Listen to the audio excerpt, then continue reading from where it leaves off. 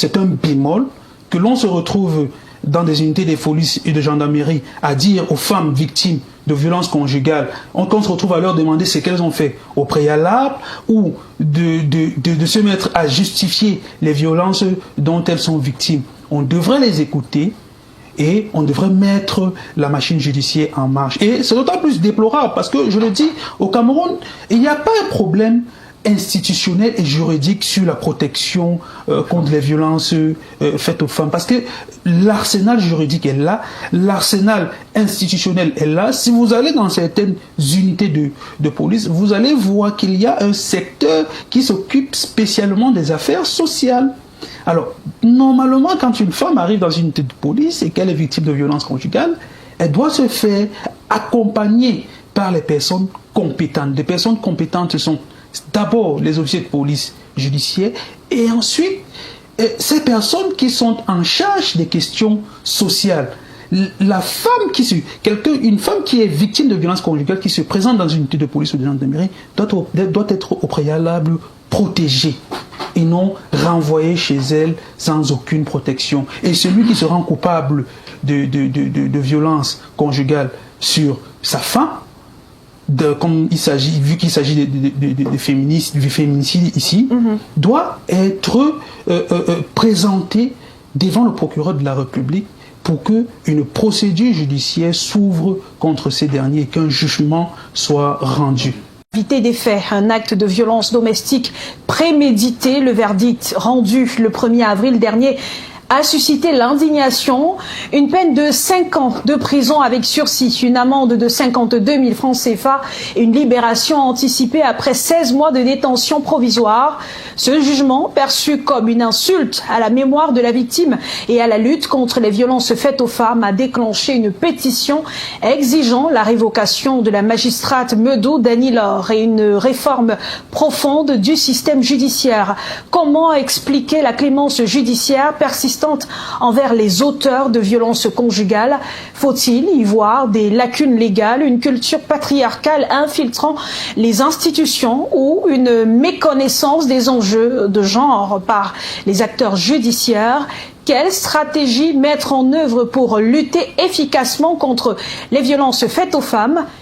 La décision du tribunal de grande instance du Wouri ne cesse de susciter une vague de polémique au sein de l'opinion et provoquer une indignation continuelle de la famille de Diane Yangwo, cet enseignant du lycée de Nilon-Douala, tué le 18 novembre 2023 par son mari à la suite d'une bastonnade, pour avoir condamné le coupable à 5 ans de prison avec sursis et le relâcher aussitôt après seulement 16 mois derrière les barreaux. Cette sentence des juges est vue d'un très mauvais œil par la famille et les associations de protection des droits des femmes, dont la journaliste et féministe Clarence Yongo n'a pas mâché ses mots, dénonçant une complaisance certaine de cette juridiction dans le jugement de ce meurtre, se demandant comment un bourreau après un tel crime doit se tirer d'affaire en échappant à une privation de liberté pour un meurtre avoué et assumé. Si le code pénal camerounais en son article 278 relatif au coup mortel requiert une peine de 6 à 20 ans pour celui qui par des violences ou des voies de fait cause involontairement la mort d'autrui, l'article 289 de la même loi sur l'homicide et blessures involontaires dispose qu'elle punit de 3 mois à 5 ans de prison et d'une amende de 10 000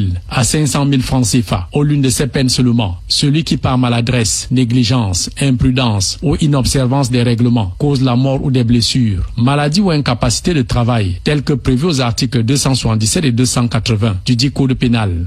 Mais au-delà de tous les soupçons de corruption et autres circonstances atténuantes qui auraient entouré cette procédure judiciaire, tout le droit a-t-il été dit dans toute la rigueur de sa droiture et en toute âme et conscience du juge? C'est ce que veulent savoir la famille et les associations de défense des droits des femmes qui dénoncent la faiblesse notoire d'un article, légitimement à tort ou à raison, le droit à la violence sur les femmes.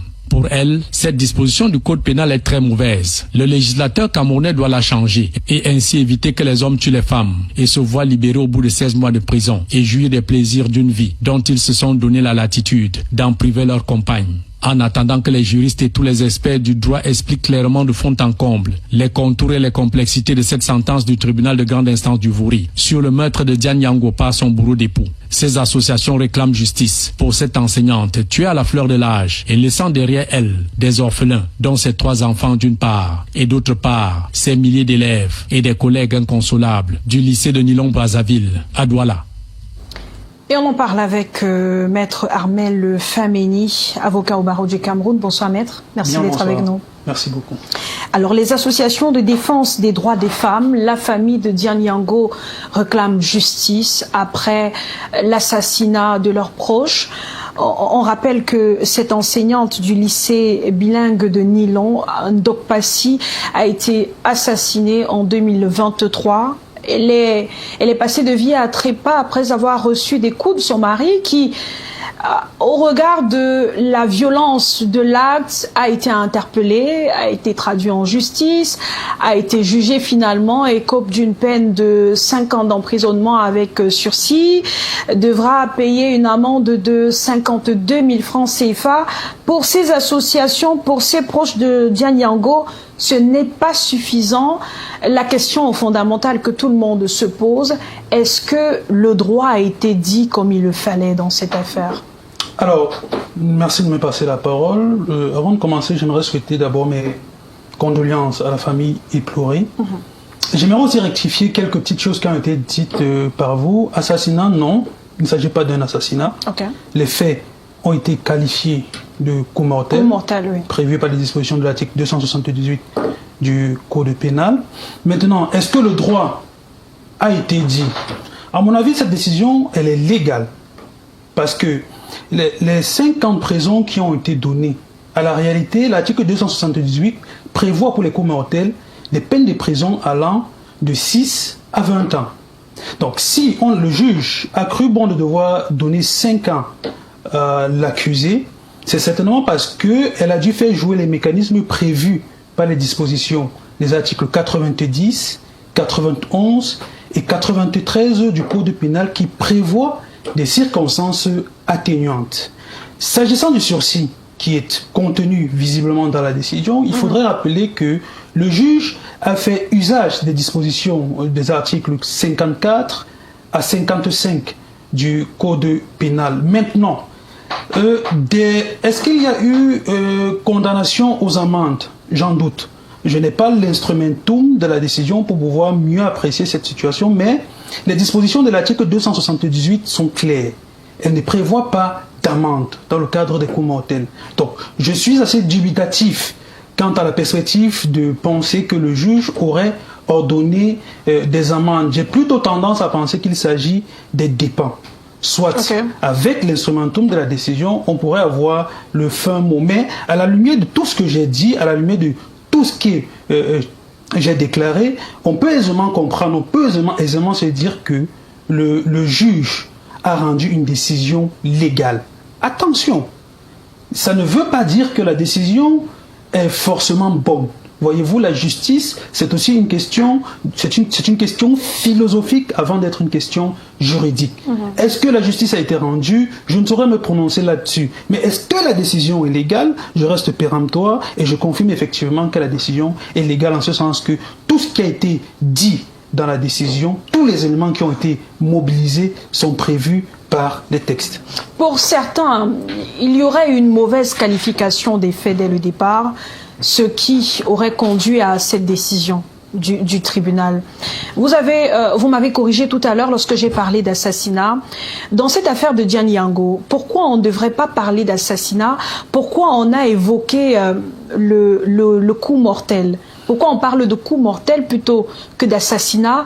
Pourtant, le coup a bien conduit à la mort de la victime. Parler d'assassinat sous-entend une préparation de l'infraction. Parler d'assassinat sous-entend préméditation. Or, dans le cas d'espèce, en tout cas, je n'étais pas à l'audience, mais si le juge a retenu la qualification de coup mortel, parce qu'il faut préciser que le juge, au cours des débats, a la latitude, a la capacité de requalifier les faits. Donc, si, au cours des débats, le juge n'a pas procédé à cette requalification, tout laisse à penser qu'effectivement, il n'y avait pas de préméditation. Et s'il n'y a pas de préméditation, on ne peut pas parler d'assassinat. Donc, si c'est l'infraction de coup mortel qui a été retenue, c'est certainement que les avocats, certainement l'avocat de la défense a su présenter les faits tels quels. Et c'est ce qui a retenu justement l'attention du juge dans le cas de l'espèce. Jean-Paul Chuniat, bonsoir. Bonsoir, Claude Maillot. Bonsoir, Selon Maître Fameni, la loi est claire en ce qui concerne les violences conjugales. On aura le temps de parcourir des textes de loi tout à l'heure. Mais là, on a évoqué le coup mortel qui a conduit justement à cette décision du tribunal, de la juge. L'époux de Diane Yango s'en sort avec 5 ans d'emprisonnement, une condamnation de 5 ans, une peine de 5 ans d'emprisonnement avec sursis. Pour beaucoup, ce n'est pas justifié au regard de ce qu'a conduit le coup reçu par Diane Yango, vu qu'elle est décédée en 2023. Mais comment comprendre cette vague d'indignation qu'il y a autour de cette affaire, qui pourtant n'est pas la première, n'est pas le premier cas de violence conjugale et n'est certainement pas le dernier? Oui, il faut... Des indignations, ça se comprend, parce que, voyez-vous, même quand le droit, le code pénal prévoit que quelqu'un qui a tué doit être puni même à 30 ans de prison. Je pense que vous, la famille, ça ne vous ramène pas le membre de votre famille.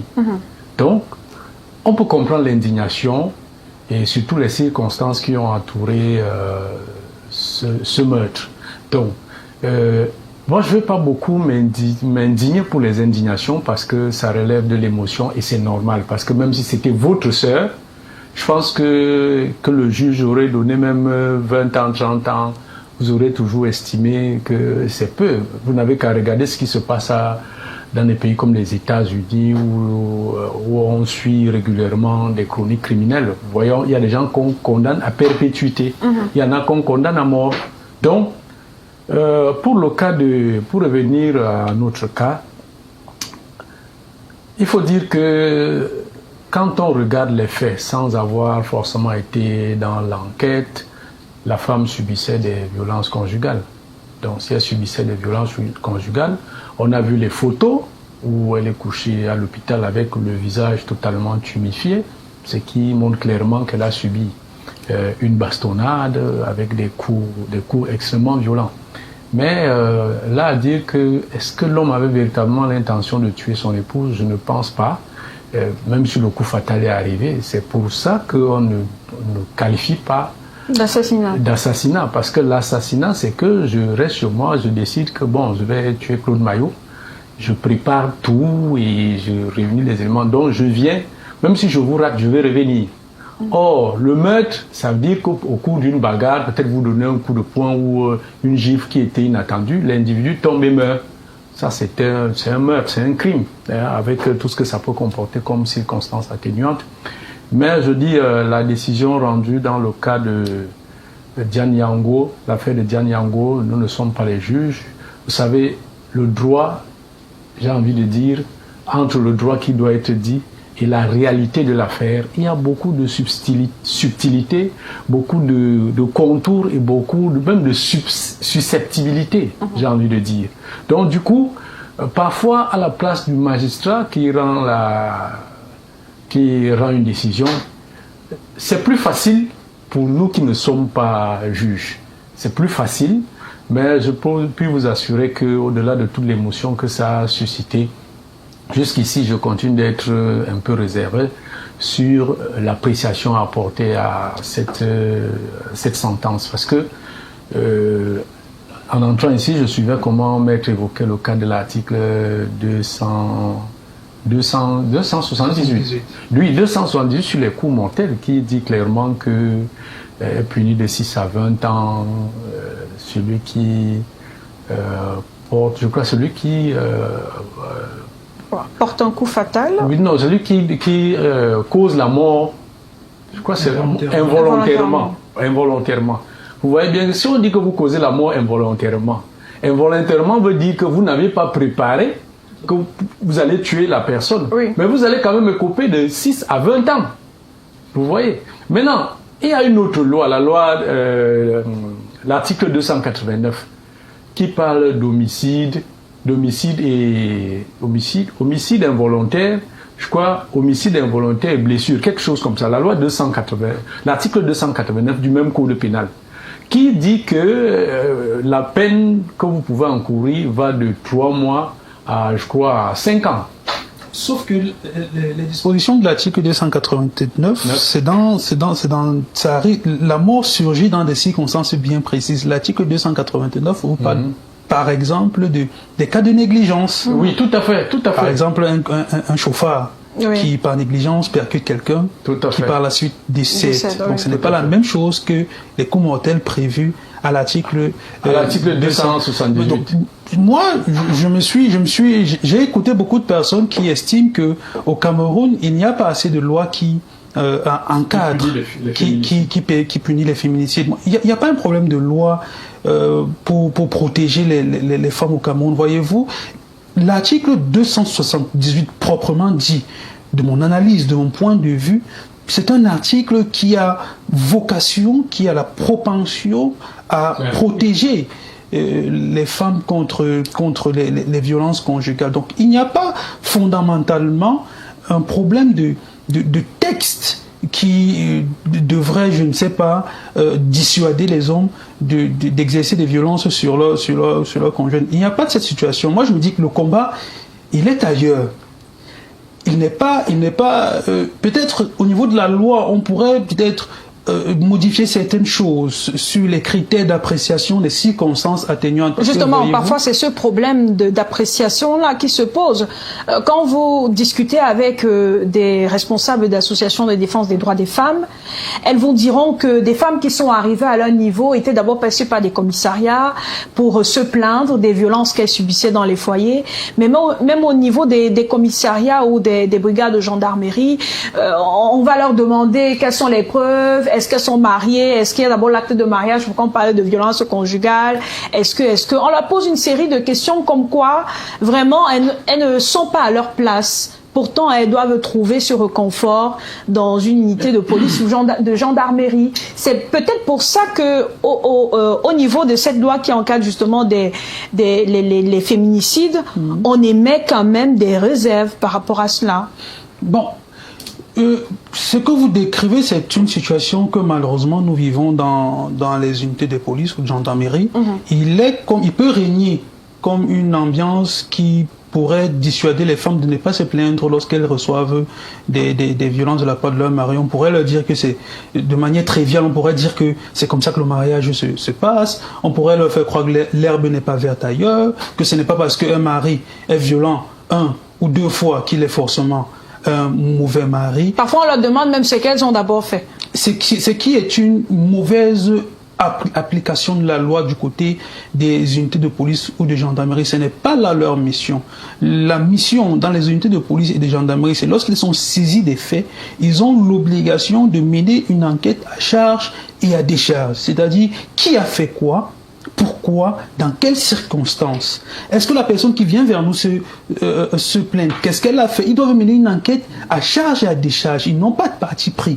Une fois qu'ils bouclent leur enquête, ils transmettent les résultats à leur chef qui est le procureur de la République territorialement compétent. C'est celui-là qui a l'opportunité des poursuites qui pourra décider ou non de poursuivre les personnes qui sont responsables des violences conjugales. Donc, effectivement, c'est un bémol que l'on se retrouve dans des unités de police et de gendarmerie à dire aux femmes victimes de violences conjugales, qu'on se retrouve à leur demander ce qu'elles ont fait au préalable ou de se mettre à justifier les violences dont elles sont victimes. On devrait les écouter et on devrait mettre la machine judiciaire en marche. Et c'est d'autant plus déplorable parce que, je le dis, au Cameroun, il n'y a pas un problème institutionnel et juridique sur la protection contre les violences faites aux femmes. Parce que l'arsenal juridique est là, l'arsenal institutionnel est là. Si vous allez dans certaines unités de police, vous allez voir qu'il y a un secteur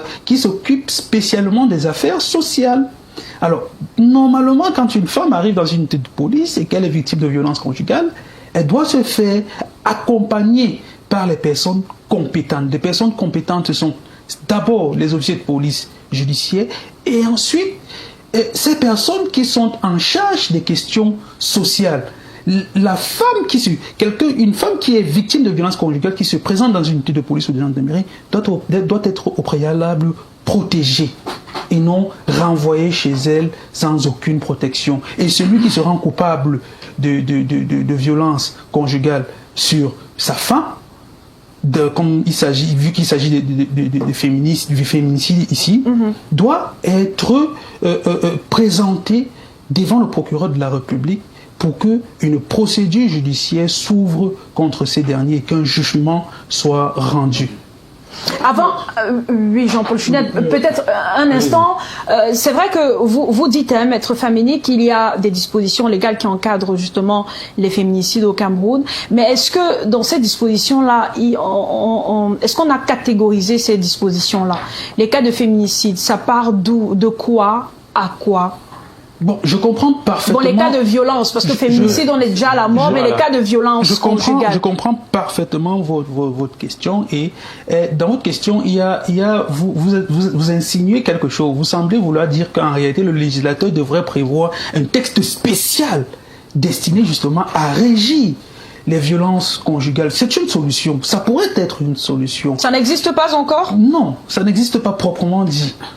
Parce que notre code pénal, il a certes des lacunes, mais pour le moment, il arrive encore à saisir ce genre de fait. Alors, pourquoi créer un autre texte pour lutter contre les violences de genre? Ça aurait peut-être sa raison d'être, mais voyez-vous, au Cameroun, il y a un problème de trop plein de textes. Et qui dit trop plein de textes dit généralement difficulté à les appliquer. Donc, le problème n'est pas foncièrement qu'il soit nécessaire ou qu'il faille créer des textes pour encadrer les violences conjugales. Le problème est que on doit aller dans le code pénal chercher ce qui ne va pas, traiter afin de donner une meilleure protection à la femme. Oui, Jean-Paul. Oui, je pense que le Cameroun a tous les textes qu'il a. Ben, je pense que le problème, c'est au niveau de l'application. Parce que, voyez-vous, quand une femme a subi des violences conjugales et arrive dans une unité de police ou de gendarmerie, je sais pas, c'est vrai qu'on parle de violence conjugale. Est-ce qu'il y a véritablement une différence fondamentale entre quelqu'un à qui vous assénez des coups et blessures en route et une femme qui a reçu les mêmes coups et blessures à la maison, pour que ça arrive dans une unité de gendarmerie et que cela soit traité avec un peu du 2 poids 2 mesures? Moi, c'est autant de questions que je me pose. Également sur les articles que nous avons évoqués tout à l'heure, notamment l'article 278 et 289 du Code pénal. Moi, je veux comprendre, est-ce que, maître, vous qui êtes avocat, est-ce que l'article 278, ce que prévoit le Code pénal concernant le cas de coups mortels, est-ce que les coups mortels ne s'appliquaient pas au cas de la victime Diane Yango, pour que cette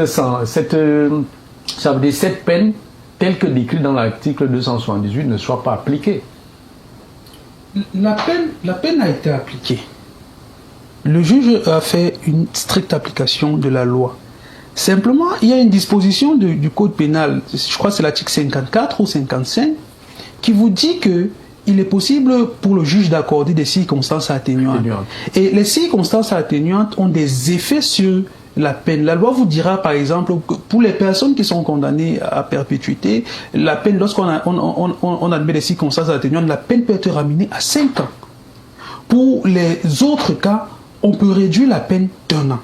Donc vous voyez qu'en appliquant les dispositions de l'article 54 à 57, vous voyez qu'on a prévu, la peine qui était prévue de 6 à 20 ans. Le juge a certainement choisi 6 ans, à diminuer en vertu des circonstances atténuantes 1 an, et a accordé le sursis prévu par les dispositions de l'article 54-57. Les circonstances atténuantes, c'est plutôt 90 et suivant.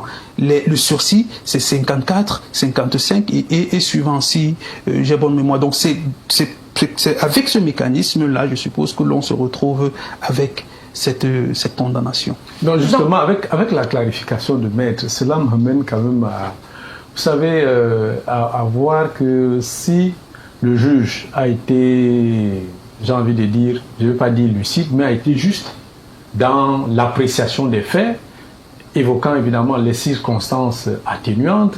Je veux voir ici, par exemple, si on condamne monsieur à 20 ans, que deviendront par exemple les enfants? Est-ce qu'au Cameroun, il y a des structures chargées de la prise en charge, passez-moi le mot, l'accompagnement, l'encadrement des enfants, pendant que le papa, qui certainement est l'une des personnes qui prenait soin de ses enfants. Est-ce que tout ça... Oui, est-ce que tout ça ne contribue pas à ce qu'on peut qualifier de circonstances atténuantes, au point où aujourd'hui on voit comment les associations de femmes, la famille s'indigne du fait que la décision rendue par le tribunal n'est pas une décision juste, et nous tous nous savons ce que ça peut impliquer. Tout de suite on vous a taxé de corrompu, que la corruption est passée dans cette affaire. Est-ce que c'est pas peut-être le lieu?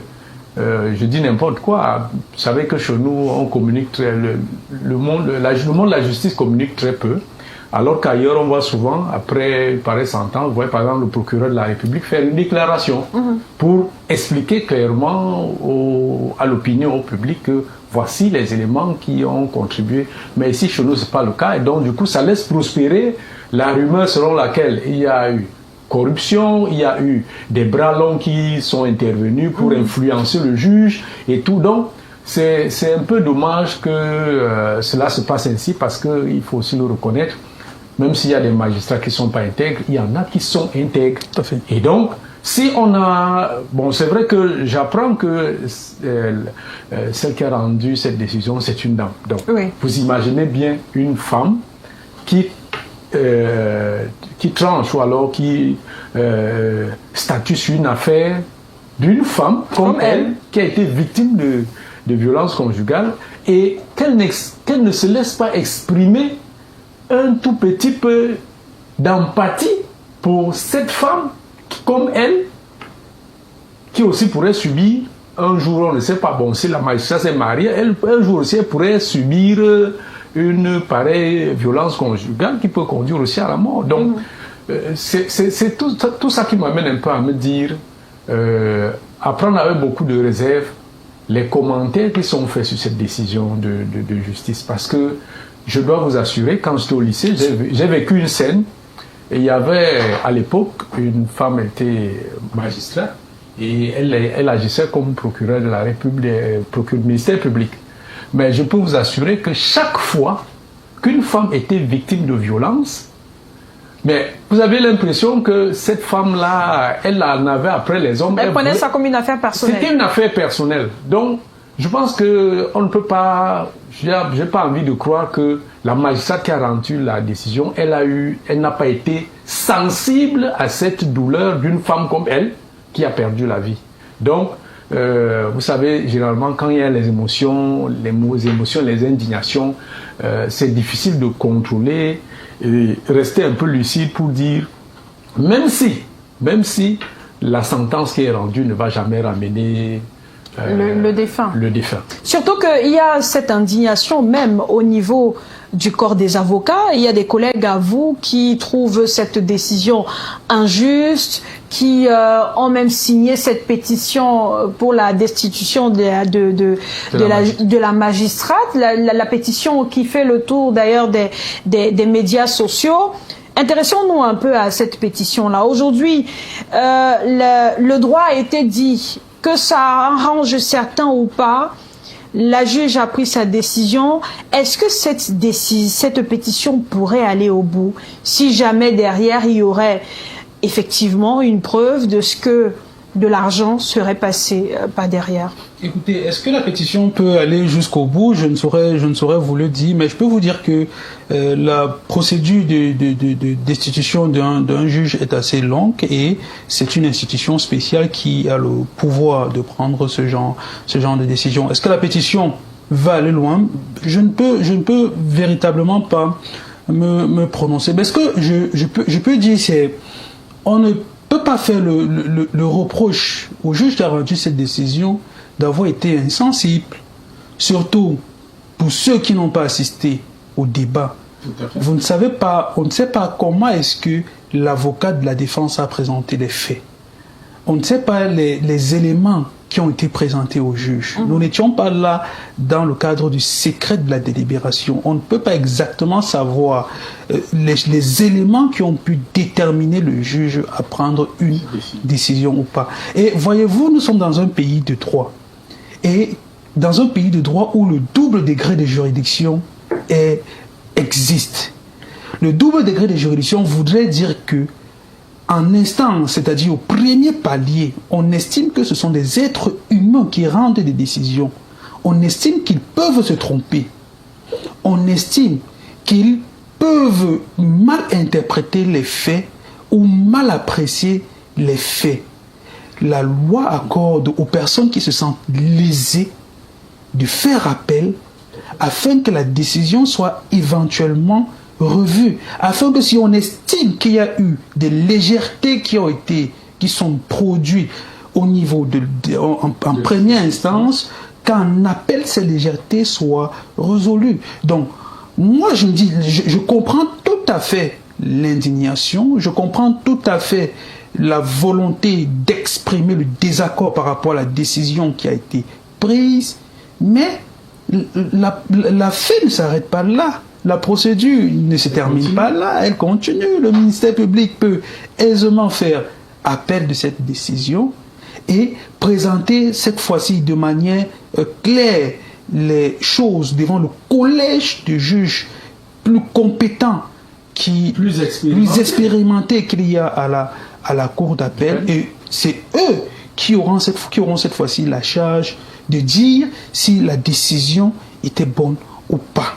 Quand bien même en appel il y aurait encore des légèretés, on a encore au-dessus de la cour d'appel une juridiction suprême qui est là pour vérifier si le droit a été dit. Donc pour moi, il n'y a pas de place pour l'indignation pour le moment, même si je peux comprendre la situation. Nous devons aller au pas de course, nous devons, parce qu'il y a un temps pour exercer son recours en appel, il faut, au lieu de s'alarmer, il faut utiliser toutes les armes que nous offre le droit pour pouvoir renverser la situation ou pour pouvoir rectifier la décision si on estime qu'elle a été mauvaise ou qu'on estime que justice n'a pas été rendue. Donc l'heure n'est pas pour ma part aux indignations, l'heure est à la poursuite de la procédure si c'est la volonté des parties dans le cas d'espèces, et la cour d'appel, j'en suis sûr, saura cette fois-ci dire le droit. Alors, dire le droit, ça ne veut pas dire forcément pencher du côté de la famille qui est pleurée. Dire le droit, c'est de prendre en considération l'ensemble des intérêts qui sont en jeu. Voyez-vous, dans cette affaire, il y a des intérêts qui sont supérieurs. Il y a des enfants qui sont dans le cadre de cette affaire. Il faudra d'abord penser à eux tels que les prévoient les conventions internationales. Donc, pour moi, les efforts synergiques devraient aller dans le sens de poursuivre la procédure en appel afin de contester la décision qu'on estime injuste ou incorrecte qui a été prise en instance. Mais cette mobilisation sonne un peu comme un ras-le-bol pour la société en général, pour les femmes principalement. L'année dernière, on a enregistré environ 70 cas de féminicide, une quarantaine de cas de femmes mortes sous les coups reçus par leur mari. Cette année, on est à une dizaine à peu près. Et pour beaucoup, on ne dit pas suffisamment le droit au Cameroun en matière de féminicide. Vous êtes avocat. C'est quoi le problème? Est-ce que le problème, c'est que les victimes ne dénoncent pas suffisamment leur bourreau? Ou alors, il y a évidemment, même si des textes existent, une certaine légèreté dans le traitement des dossiers concernant les violences conjugales au Cameroun? Je ne sais pas. Ceux qui estiment que les juges ne font pas leur travail lorsqu'ils sont face à des problèmes de violence conjugale ou de féminicide, je ne sais pas d'où est-ce que ceux qui le disent prennent leurs informations. Je vais prendre un exemple tout simple. Je crois l'année dernière ou en 2023, on a eu la triste affaire du sous-préfet Kribi, si je ne m'abuse. Et vous savez très bien que le sous-préfet a été jugé et il a été condamné à une peine relativement lourde. Mais là, il s'agissait d'une autorité administrative. Cette affaire avait été médiatisée. Mais derrière, il y a des affaires qui ne sont pas médiatisées, qui ne concernent pas des personnes connues. Bon, forcément, peut-être c'est ce qui pourrait justifier cette position des associations de défense des droits des femmes. Non, Claude, je pense que la justice au Cameroun, un peu comme l'armée, j'ai envie de dire qu'elle aussi, elle est la grande muette. Bon, la justice, au-delà de la perception négative qu'on peut avoir d'elle, il y a des magistrats qui travaillent. Ça, je dois vous l'assurer, parce que quand vous arrivez au tribunal, vous voyez une pile, par exemple, de 400 dossiers qu'il faut éplucher. Dites-vous bien que si l'audience a intervalle d'1 mois, imaginez le travail que ces magistrats ont à faire. Parfois, ils sont en sous-effectif. Ils doivent parcourir, feuilleter toute cette paperasse une à une pour pouvoir avoir de quoi statuer pour la prochaine audience. Donc, la justice fait des choses,